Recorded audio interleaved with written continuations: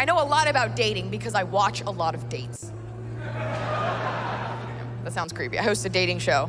So I've learned a lot about men and women and their interactions. And one important thing that I've learned is that when you like someone and you want to impress them, what do? You lie. You have to. Because if people knew how weird you were in your off time, no one would have you.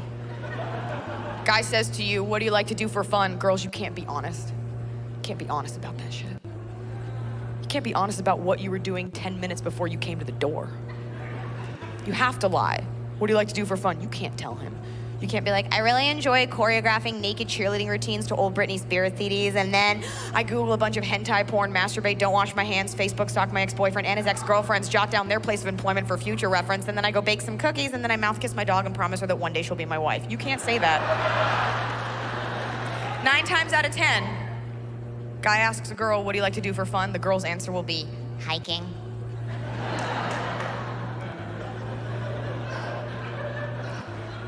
I love hiking. I do, don't I? I do. I love hiking. I do. I love hiking. I do. I love it. I love hiking. No, you don't. Stop lying. You don't like, really, Stacy? You like hiking? Where are your trail spikes? Where's your walking stick? Where's your lesbian mountain partner?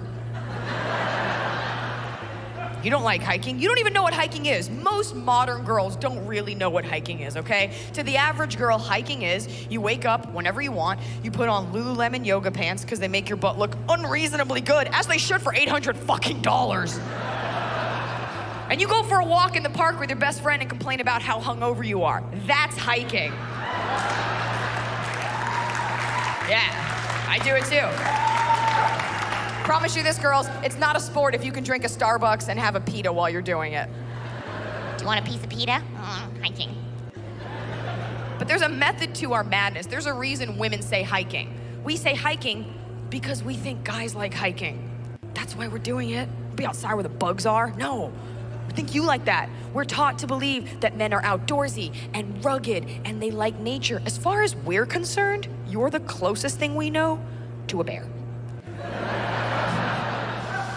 So we say hiking hoping to have something in common with you. We honestly say hiking hoping that you'll be like, you like hiking? I like hiking. Marry me. It's the easiest thing you can say that you do. It's one of the only outdoor activities that you can lie and say that you do it, having never done it before, and then do it and pull it off because it's walking. You can't pull that off. You shouldn't be mating with anyone. Most outdoor activities require a decent amount of skill. For example, you can't say you like rock climbing if you've never been rock climbing. I mean, you can, but I promise you this, you're gonna slip, you're gonna get your hand caught in a rock. 127 hours later,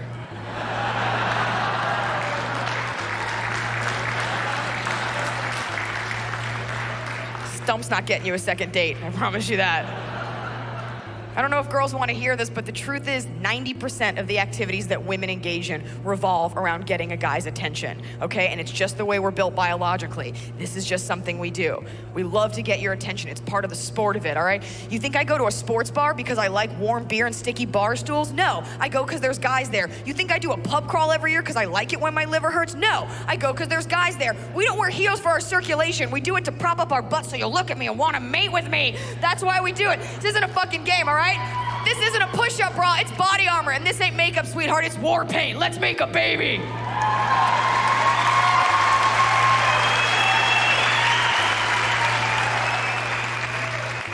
If you work for an airline, I hate you. Okay? I hate you. And I don't want to hear, no, my cousin Sheila's a real sweetheart. She works for Southwest. Fuck your cousin Sheila. All right? Your cousin Sheila's a goddamn bitch, and I'll tell you something else. The only reason people work for airlines is because the Nazi Party is no longer hiring. I don't have an issue, thank you.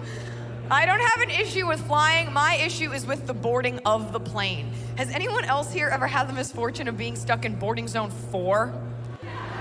Like, that's when you have a seat. You have a ticket because you're holding it, but you're so low on the food chain, it pretty much goes like first class, luggage, terrorist, maybe you.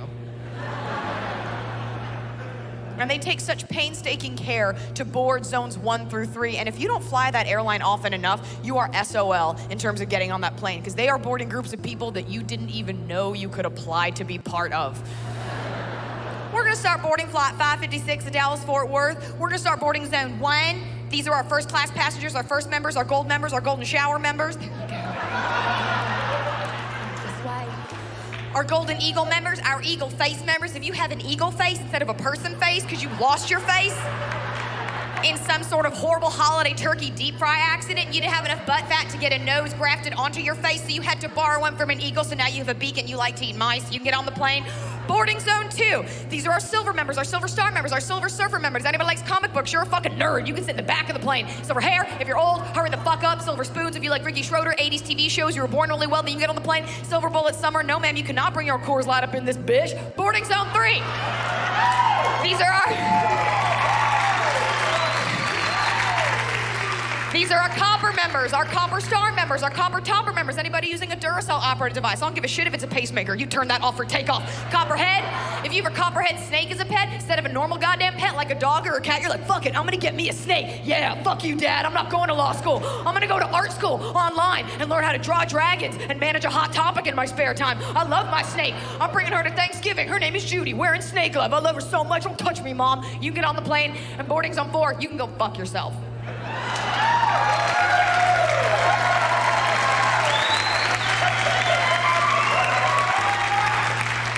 Now boarding all zones. I spend a lot of time traveling, spend a lot of time in hotels, and as a result of it, I watch a lot of TV. And I think the saddest commercial out there has to be the SPCA Sarah McLachlan ad. Seen it? With the fucked up animals? Can I tell you a secret about this commercial? It knows when you're alone. Do you ever notice it only comes on when you're by yourself, maybe you're drunk, you're vulnerable, right? So in honor of that commercial, I have a treat for you guys.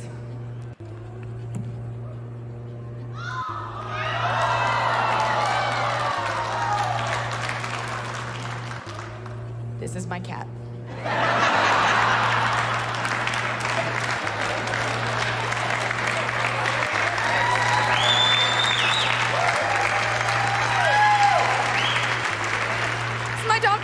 And I adopted her, and sometimes when you adopt an animal, you don't know their backstory. So for Blanche, I made one up. In my house, we pretend that Blanche used to be a dog prostitute.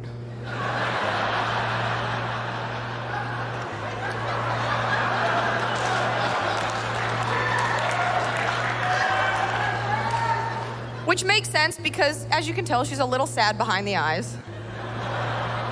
But she clearly has no problem with you staring at her dog vagina.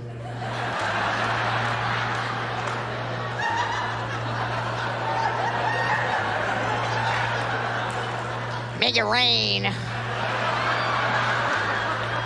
Shake it for the money. So in honor of that commercial, she and I are now going to do our rendition of it for you. Here we go.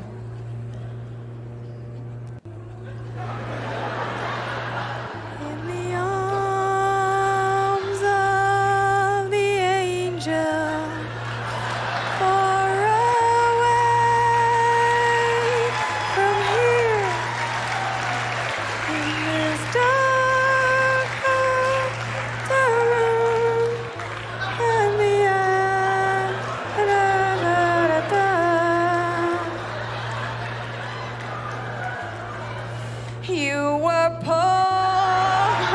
That's it for Blanche.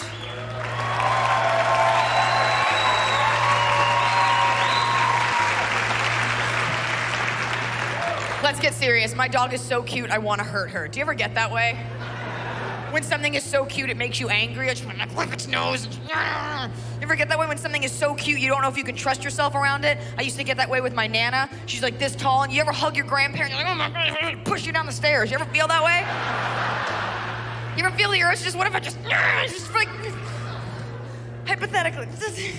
Sometimes I get that way around garbage disposals. You ever just put your hand in just to feel the fear? You reach the other hand over, you don't touch the switch, but you hover around, you're like, what if I just, no! What did I don't do that either, it was just a joke. Sometimes you get that way with cute things like babies. Sometimes babies are so cute. Sometimes babies are not so cute, but sometimes babies so cute, a fat little baby cheek, you just want to rip his cheek off.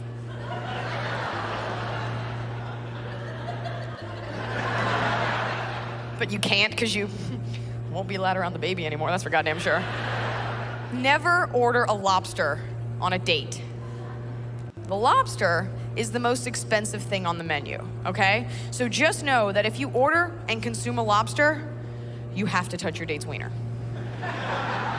You have to, okay? It's like a sexual contract from the sea. It's binding. Now, keep in mind, he wants you to get the lobster.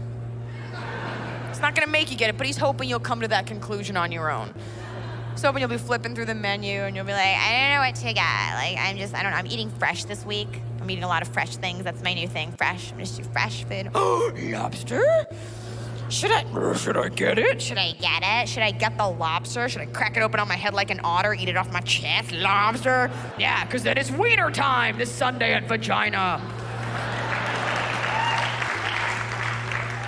Here's how it's gonna go down, okay? You're gonna be making out later. And now guys, this is for you to know. Just so you know, as girls, we like to make out with you when we first meet you. We like to make out with you a couple times and then leave right when you think we're gonna sleep with you, okay? We do it to make sure that you like us, but if you wanna know the truth, they teach us this shit in high school.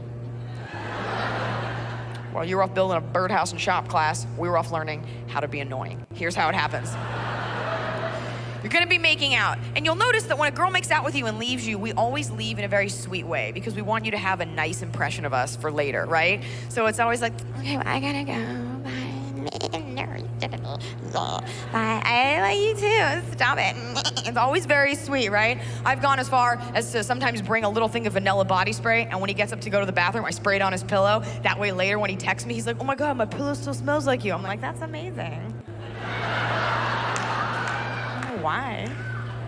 You can get creative with it. You can take a handful of glitter on your date, and then after you're leaving, just be like, okay, I gotta go. Bye. You bring a smoke bomb, and then like still be standing there because you don't know magic. Girls always leave in a sweet way. We never leave in a huff. It's never like, well, I got mine, eat my shit later, fucktard. Never doing that. So we're gonna be making out later.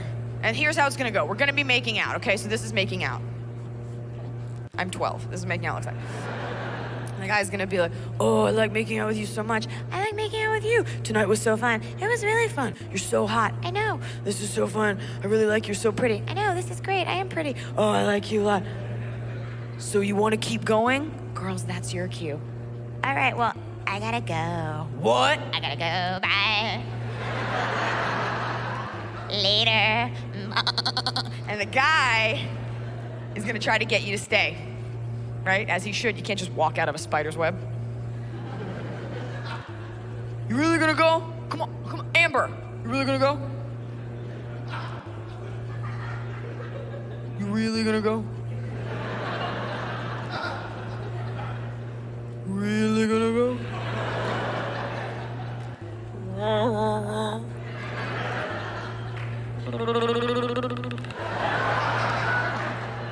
Really gonna go? You're just gonna go? Huh?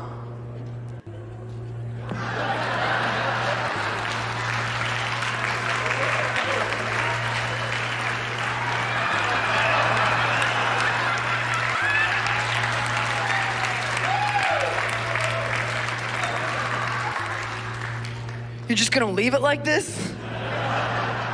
I'm sorry, were we in the middle of open heart surgery? I'm pretty sure you're fine. Yeah. I'm not a doctor per se, but I'm fairly confident that blood will return to your system. Walk it off, champ.